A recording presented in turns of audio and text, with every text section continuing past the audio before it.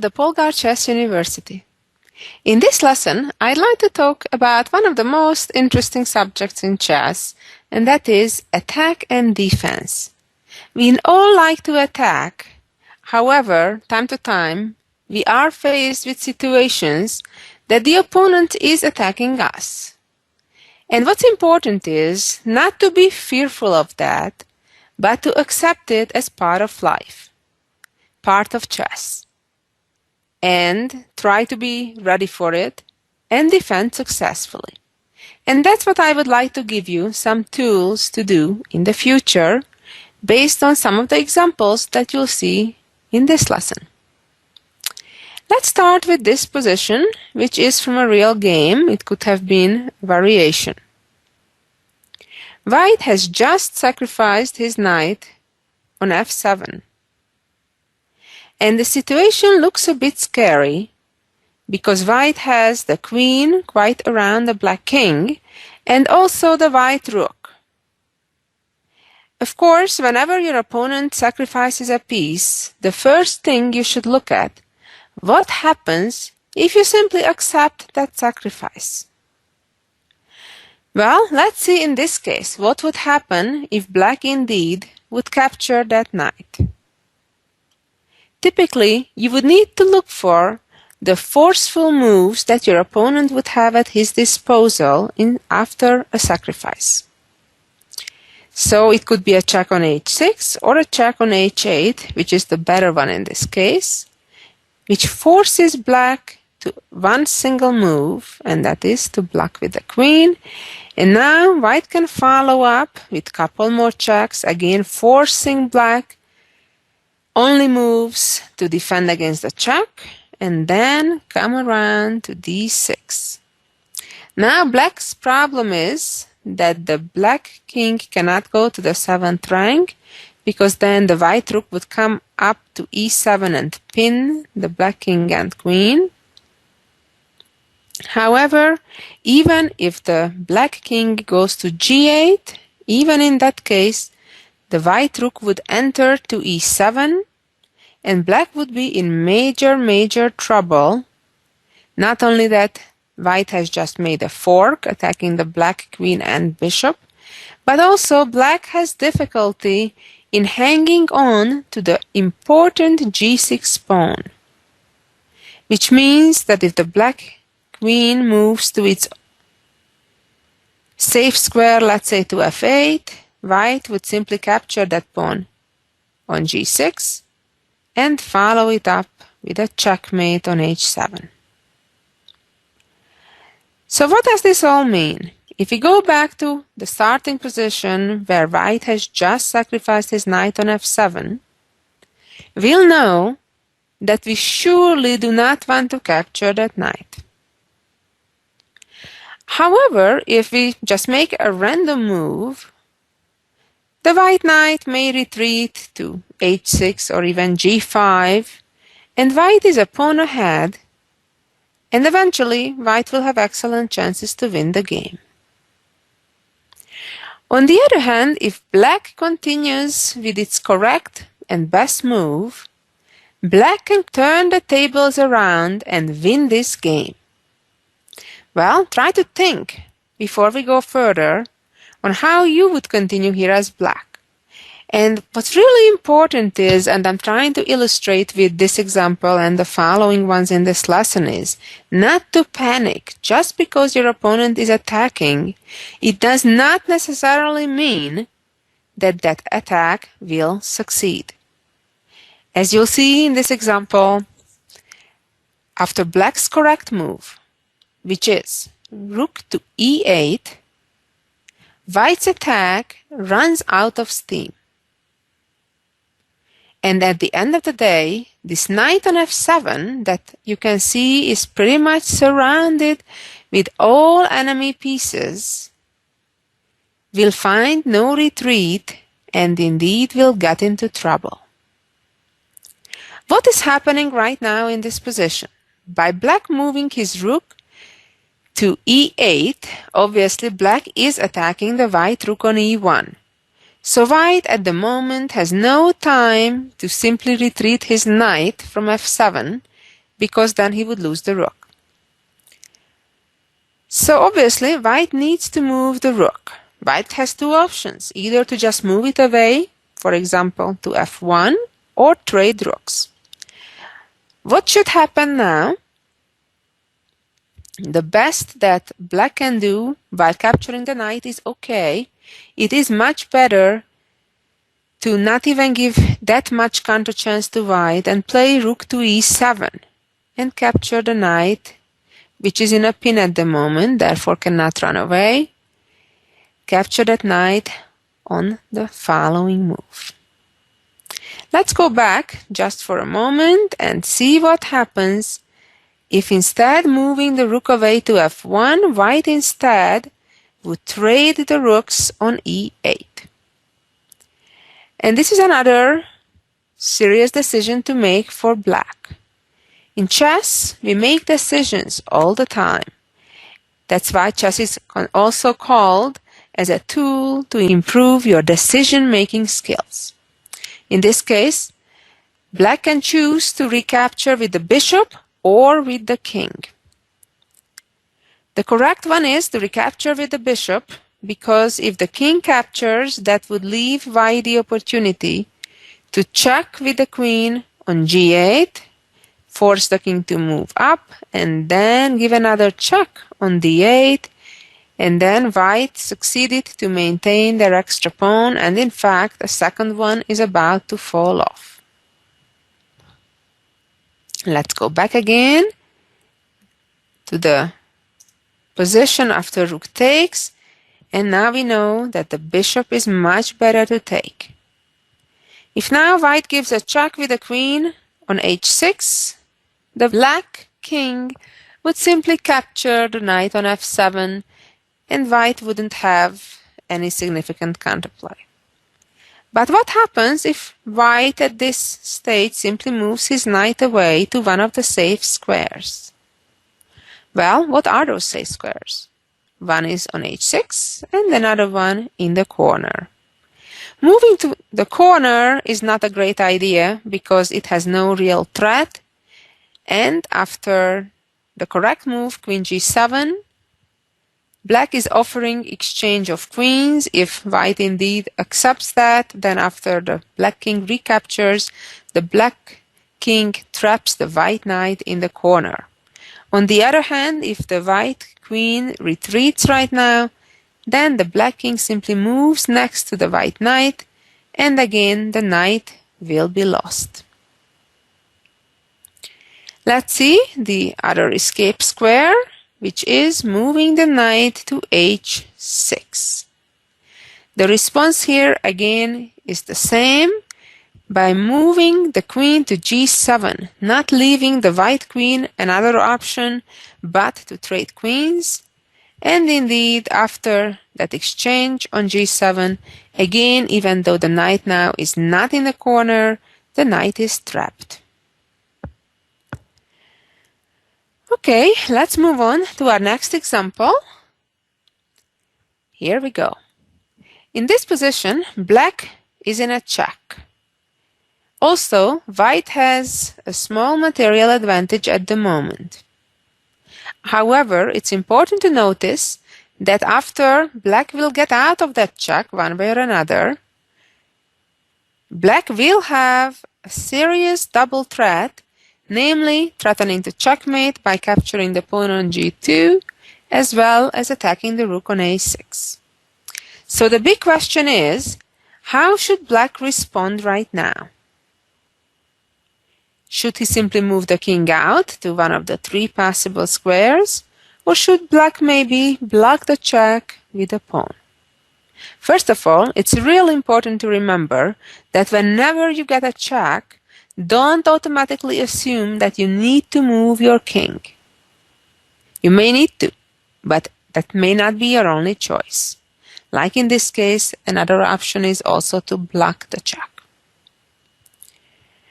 If now black would move their king to h5, that would be a major mistake, although it seems that white now has no checks, and therefore will either get checkmated or lose their rook. Which is kind of true, but the problem is that after playing f3, and indeed black capturing the rook on a6, the problem is that now black gets checkmated in 2 moves. That's why beware of being overactive with your king, as long as there are queens on the board. Let's go back again to our starting position. Now we know that moving the king to h5 is certainly an extremely risky and in this case bad choice. Now how about if the king would move back, let's say, to g7? The challenge in that case is that white can keep giving a whole bunch more checks. And then the question is again, how do we get out of it? Well, that leaves us with the correct move, which is blocking the check with the pawn. And now, white cannot avoid either losing the rook or getting checkmated. Let's move on to another example on the same theme. Here we go. In this situation, it seems pretty serious, the attack on the black queen, especially because of the fact that if black moves to the only free square with its queen to e3, it is an unprotected square, and therefore it would allow white a nice discovery combination by giving the rook up by moving to d6 and then on the following move capturing the black queen. So let's go back and think again. If we do not have a good square for our queen, what should we do not to lose the game? And it's very important that when you're under attack, don't necessarily only think about defense. Because remember, oftentimes counterattack is the best defense. Which exactly is the case in this example. Black has a very nice combination at his disposal. Namely, sacrificing the rook on h2. And after king captures, the second rook again comes to g2.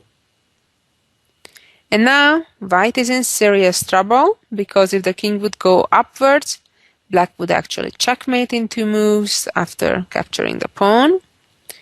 Or if the king moves to the corner, in this position, king h1, then black can take the rook right away or give a check first, even better, and then capture the rook. Now white cannot avoid successfully the trade of queens because after queen f1, black would also remain a rook ahead and the white queen has no checks or attack at all, so therefore black would simply convert sooner or later his material advantage to a win.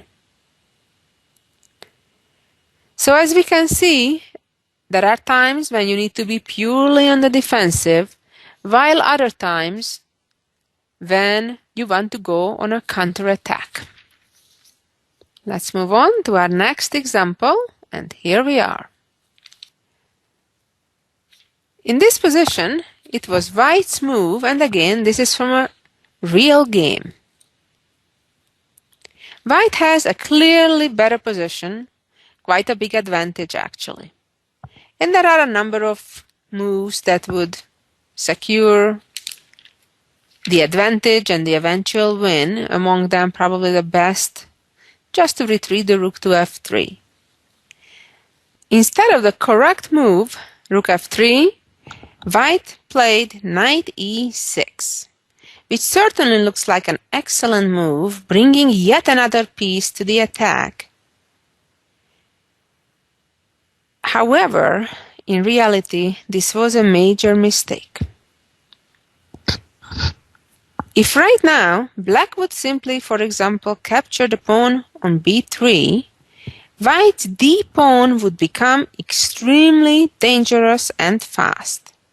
White could either push the pawn right away or even better, first play queen e5, threatening with the discovery move with the rook, forcing the black king to move out of it, and then pushing d5, protecting the pawn on b2, while more importantly advancing the pawn forward, and black would be in a pretty much lost position. So the question is, why was the move knight e6 a losing mistake here for white?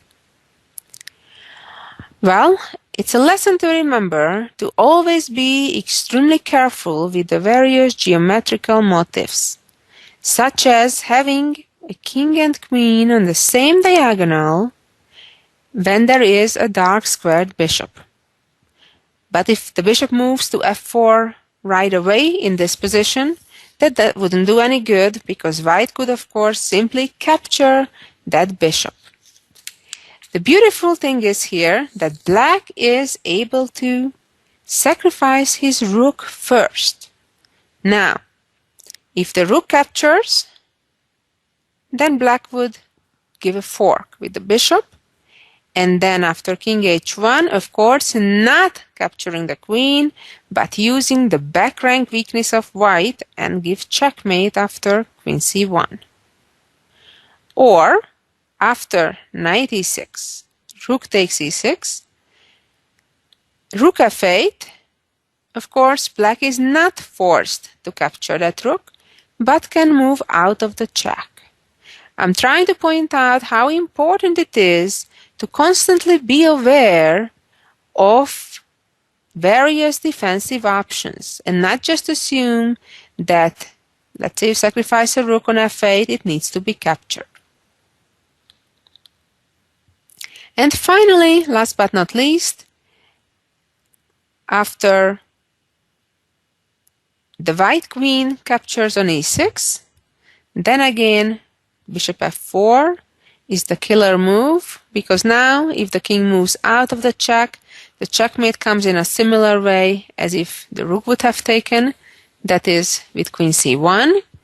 If the rook captures the bishop, which would be all fine if black would then capture the rook, but black will capture the queen, which will be hanging after the rook moves from f6. And finally, blocking the check wouldn't save the day either, because after takes, queen h2 would checkmate. A very nice example of defense. And now I'd like to share with you one of my own games, an endgame that has been reached against one of the top US players today, Alex Onischuk, that we played in 2006. We had a very interesting and eventful game. I thought I had a good game for a while, and then I made some mistakes and got into a difficult position, which we see on the board right now. In fact, in this position it seems that anything wins, anything and everything. That's rarely the case in chess. Even if you have a very good position, there are always ways to go wrong. In this case, the best way for white was to advance the pawn ahead to e7 and then move the knight out of the way and then get the rook to the 8th rank and promote that pawn. It was no doubt that white would win after those moves. Instead, Grandmaster Onischuk took the pawn on f7 with the rook. It seems great. White now has two connected passed pawns. However, he missed my counter combination, which was removing the guard of the rook by playing rook e6. And now, if knight takes rook, then I take the rook as well with my king, and black is just fine. And also important that after g4, which was his response, I should not move my knight, in which case, if the knight would move away, white indeed would get to check and then after the rook moved to a safe square, the knight could capture the rook on e6. So therefore, instead of moving my knight, I captured on g4 and then moved my rook away to counterattack the knight on d8. And now the game is equal, and in fact we agreed in a draw in just a couple of more moves. Let's see the next example, which has been played by two of the chess greats. White was the legendary Viktor Korchnoi, who has been a top player for decades and decades, and Vasily Ivanchuk, who has been also in the world top for the past 2 decades. In this position, Black seems to have a devastating attack, threatening in fact to checkmate in just one move by playing knight f2. So Korchnoi went for a last trick and moved his rook to the corner. But how is this a trick? What if the king just captures it? Well, capturing the rook would be a major mistake. All of a sudden, the game is a draw, because White can make perpetual checks. Black will not be able to escape from these constant checks of the queen, because even if the pawn would block, would mean the queen would get to f7, and then the check would continue via f8 and that's f7, and the game is over. Therefore, after rook h8, it's very important not to automatically react to our opponent's moves, but look around and look at the needs of the positions and the traps of the opponent. So here the correct move is not capturing the rook, but running away. And then, after the next check, not to block with the pawn, which would allow a check on e8 with the white queen, but simply retreat the knight and create a new threat with bishop e4. White here played rook e8 with the hopes that if now the bishop would immediately go to e4, rook captures the bishop, and then the black knight is in a pin and cannot recapture, and therefore after pawn takes rook, White's d-pawn would get a chance to run ahead as well. Not to want to give even this much counter chance to his opponent, Ivanchuk simply moved his king out of the pin first, so after a future bishop e4 check, the black knight will be able to recapture and to renew the checkmate threat on f2. And that's pretty much what happened.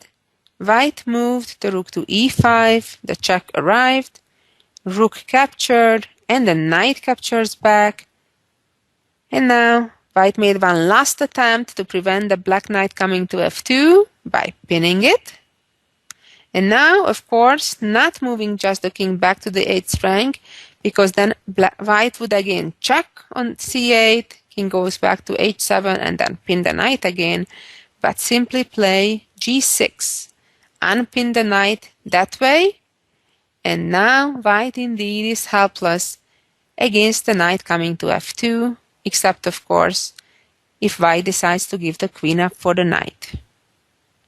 A beautiful example. And finally, let's see the miracle, the jewel of the week, this position. This is a famous endgame composed by Chernenko back in 1977. At the moment, Black is a queen ahead. However, it's not hard to see that the white pawn is about to get promoted. In fact, it can promote to a queen right away. Isn't this the solution? Looks rather simple, right? And now when the king moves out, White can trade queens, and then step right next to that pawn, which cannot be protected. On the other hand, after Black runs after White's pawn, the white pawn, remember, as long as it's in in its initial square, it has a choice to move 1 or 2 squares. Of course, in this case, would move up 2 squares, and then the pawn cannot be caught. Rather simple, right? Well, not quite so. The reality is that if white now promotes the pawn to a queen, black can save himself by moving the king to g3, believe it or not. Not hanging on to the queen, but rather giving it up completely. And the reality is that after queen takes queen, it is stalemate. So, therefore, the correct move here is to promote the pawn to a bishop, which accomplishes the same, creating a skewer. So after the king moves to g1 or h2 and bishop takes queen, the resulting pawn endgames win for white the same exact way we saw as after we promoted the queen. However, the big difference is that if the king now goes to g3 and the bishop now captures the queen, it's not a stalemate, but a simply winning endgame for white. Well, thank you for listening. I hope you enjoyed these instructive examples on defense or counterattack. And of course, you enjoyed and had fun with the Jewel of the Week. Thank you, and bye-bye until next week.